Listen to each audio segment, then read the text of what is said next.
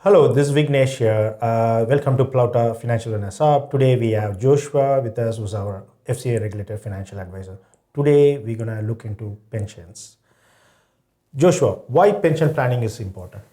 Hi, Vignes. Yeah, good to see you. Good question. Pension planning is very important because it is a way to save for the future, right?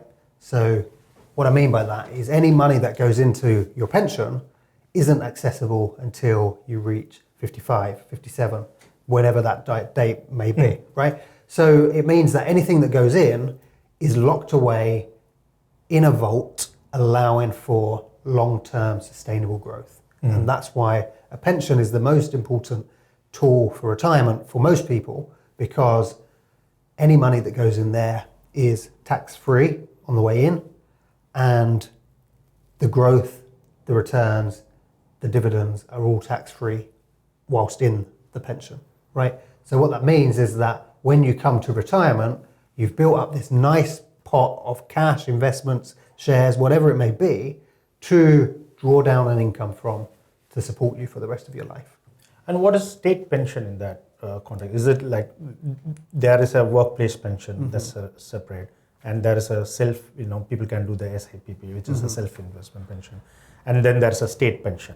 What is the difference between each one? Yeah, so the state pension is something that anybody who's worked in the UK for a minimum of 10 years has access to. Okay. Right? Now, the current value of the state pension is, give or take £12,000 a year in today's money, right? So if you'd worked in the UK for 35 years, you'd paid national insurance contributions for 35 years, you would be entitled to the full amount, right? If you'd only worked in the UK for 10 years, you would have access to the fund, but only at a prorated rate of 10/35. Right? So it's important that you meet that minimum requirement of 10 years.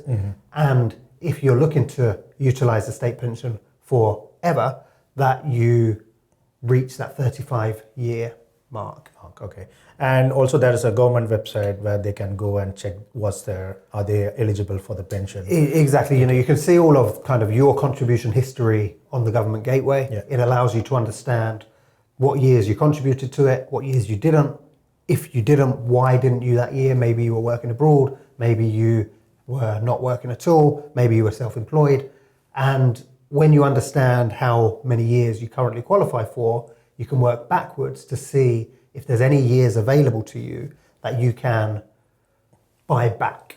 So buying back, I mean paying an additional contribution to top up that year. So let's say you had 18 out of the last 21 years that you'd contributed to via national insurance contributions.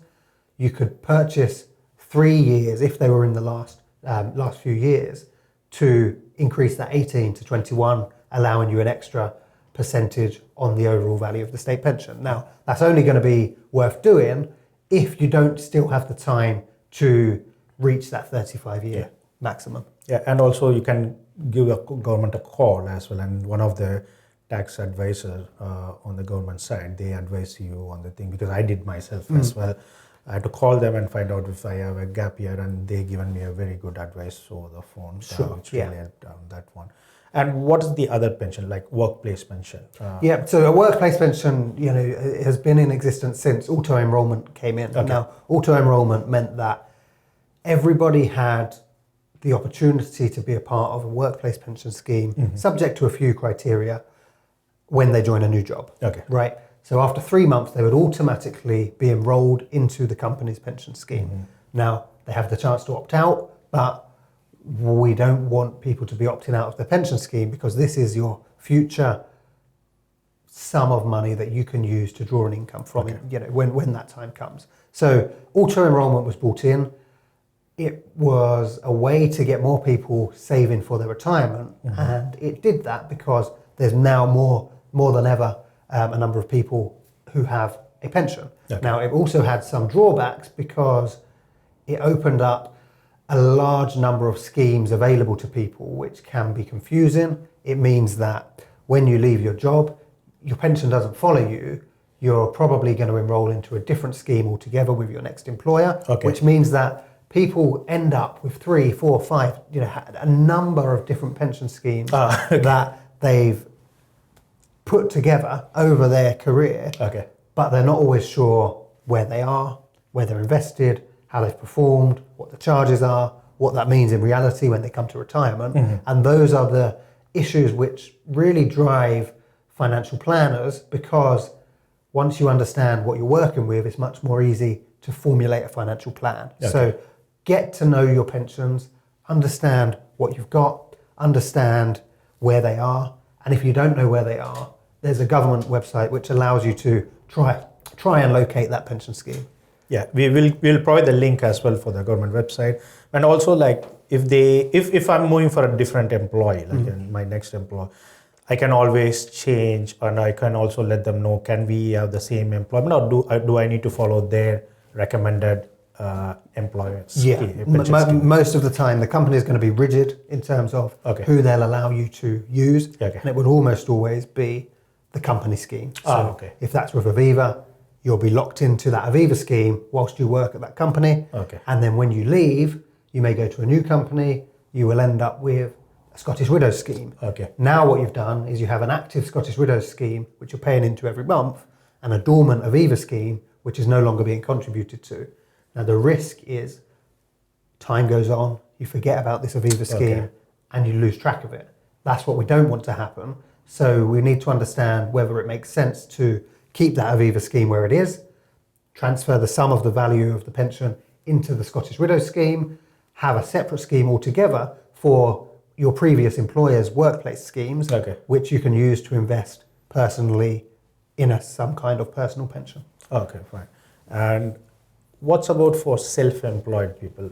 Can they invest on pension scheme? Can they opt in for their own pension? How does it work? Yeah, so for a self-employed person, it's very important that you set up a pension scheme, because this is going to allow you a way of saving funds in a tax efficient way, right? So if you're a self-employed person earning £50,000 a year, any funds that you pay into the pension scheme will get tax relief totaling 25% on the value of the payment going in, right? So if you pay in £100 a month, the government will top that up by £25, and your total value of the pension will then be £125. Now, that's a really tax efficient way of saving, because you can then use that £25 to invest within the pension scheme and grow that over time. Okay.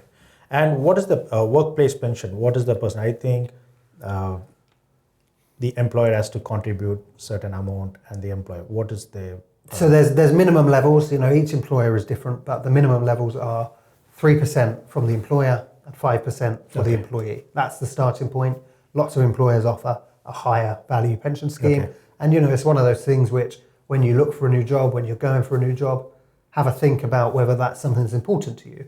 Talk about that, not just when you're negotiating salary, but when you're negotiating the additional employee benefits. And what is the government top up on that one?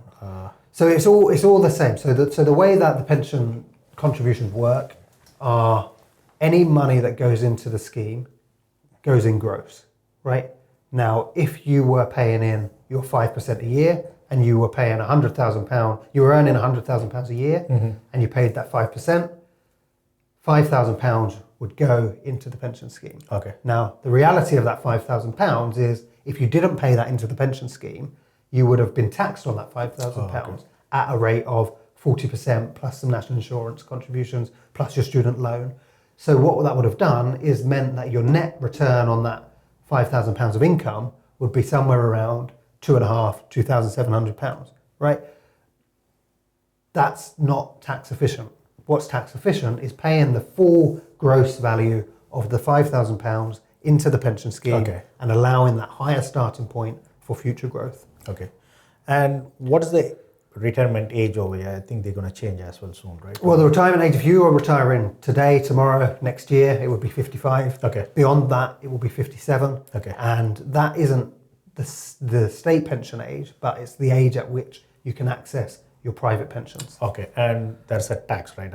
We can take 25% tax. 25% tax free. 25% up to 1.07 million. Yeah. And it's taxed at your marginal rate beyond that. Yeah, so that comes to my question, like, how can I calculate so that, let's say if I want to retire in 50, 55 and I don't want to work, or I want to work part-time, right? Or I just want to, retire, say off, I want to retire. And how can I calculate my pension pot and the state pension? So obviously we want to sit with an advisor. Or what will be the calculation you recommend, like how we can obtain those pension pot money? Let's say if I want to take out 25% tax free, the remaining I want to make sure it's not taxed, because obviously I'll be paying tax if I'm taking out the money. Yeah. Right? So is there any calculation rules do you follow or guide? Well, it all depends on what you need to retire, right? Okay. If you need £20,000 a year to retire, then you're going to need to draw from your pension pot £20,000 a year if you fully retired at the age of 57, because your state pension is not going to kick in for another 10 years. Then when your state pension kicks in, you can reduce the tap from the private scheme to £8,000 a year, because you'll be receiving £12,000 a year from the state pension. If your income that you need to survive and live and maintain your lifestyle is £75,000 a year, then you're going to need to draw down from that pension scheme whatever you don't have in your personal accounts to make that a possibility. Yeah, so the key takeaway is, if you're planning to retire, the best thing is to work reverse, right? Like, you plan like what's your lifestyle you want to plan. Let's say you want to have 2-3 holidays in a year, going on a trip, and if you finish your mortgage and thing, and if you want to have a good life, maybe 45 to 50K per person. You just can't put a number. Put a number, yeah. You can't put a number that's on the it, thing. because everybody's retirement is different. Yeah, different. And that's why when it comes to understanding the numbers, it's all about you. It's all about what is your expenditure in retirement going to be. Okay. Is it £10,000 a year? Is it £100,000 a year? Whatever it is, let's work backwards. Let's start early so that we can plan to put away enough now that you can draw an income in retirement. Okay. That will meet your expenditure. Yeah, cool. And what is the maximum amount I can invest on a pension? 60K or so it's £60,000 a year. If you earn less than £60,000 a year, it's up to the maximum of your total income, right? So if you earn £35,000 a year, the maximum you can pay in is £35,000. Okay. If you earn over £240,000, then you start to the £60,000 a year contribution starts to reduce. Hi, I'm Vignesh, founder of Plouta. If managing money feels confusing or just not made for you, you're not alone and you are in the right place. Plouta is here to help you understand your money and build real financial freedom one step at a time. In this channel, we share easy to follow videos on things like budgeting, saving, investing, pension, and even how to plan your inheritance tax. Our goal is simple: to help you feel more confident and in control of your money. If that sounds useful, hit the subscribe and join our growing community of people on the journey to financial freedom.